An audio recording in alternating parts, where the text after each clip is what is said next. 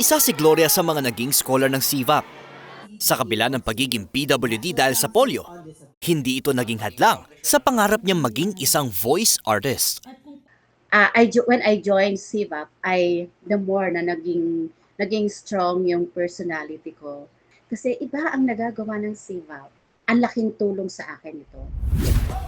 Si Jane naman, sa TikTok umarangkada matapos mag-graduate sa CVAP. Nakatulong daw sa kanya ang programa para ma-boost ang kanyang self-confidence. Bata pa lang daw kasi, tampulan na siya ng pambubuli dahil sa kawalan niya ng kamay. CVAP regain my self-confidence talaga.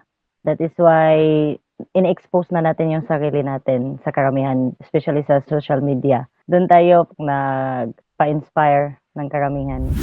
Ayon sa survey ng PSA noong 2022, sa 1.9 million PWDs na nasa working age population, mahigit 300,000 lang ang tinatanggap para magtrabaho.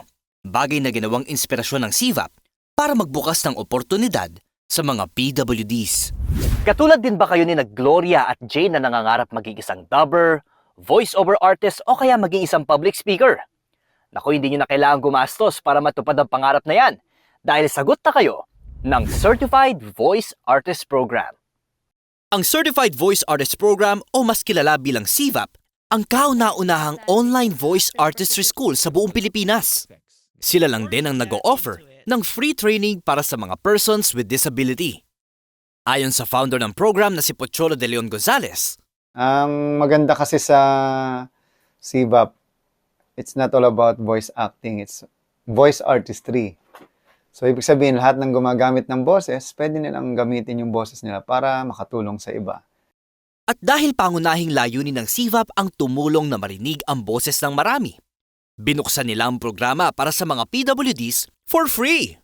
Bilang si Sir ay nagpo-provide ng scholarship, so at least there's something that they can really do, that they like, na they no need to give out any financial. Aminado naman ng CVAP na kinakailangan ng adjustments para sa pagtuturo ng mga PWD students dahil hindi biro ang pagtuturo ng voice artistry. Challenging man, pero sulit naman sa mga voice artist mentors, lalo na't nakakatulong sila sa iba. Kung isa ka rin sa mga PWD na gustong maging scholar ng CVAP, maaari niyong bisitahin ang kanilang website sa www.certifiedvoiceartist.com. Para sa asintadong pagbabalita, JJ De Los Santos, nag-uulat para sa Sentro 24.